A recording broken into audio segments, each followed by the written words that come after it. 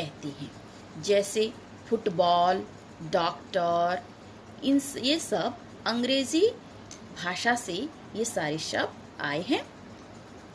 अंग और अह को स्वर ना मानकर संयुक्त ध्वनियां माना जाता है, अतः इन्हें स्वरों के अंतर्गत नहीं रखा गया है।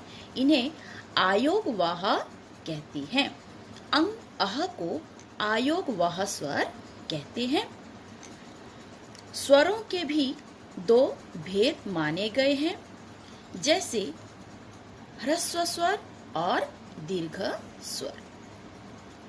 सो स्टूडेंट, वर्ण के दो भाग हैं, एक है स्वर वर्ण, दूसरा है व्यंजन वर्ण।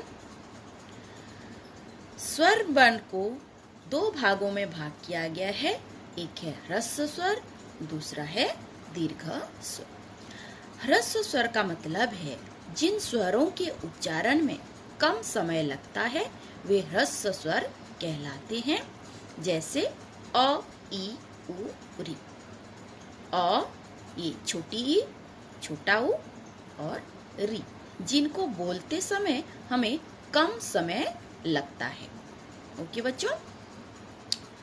दीर्घ स्वर, जिस स्वरों के उच्चारण में ह्रस्व स्वर के मुकाबले लगभग दुगना समय लगता है वे दीर्घ स्वर कहलाते हैं, जैसे आ, ई, उ, ए, आई, ओ, औ।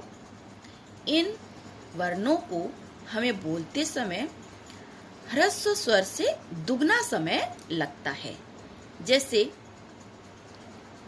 अ को बोलते समय कम समय लगता है और आ को बोलते समय ज्यादा समय लगता है, इसलिए इसको दीर्घ स्वर कहा जाता है।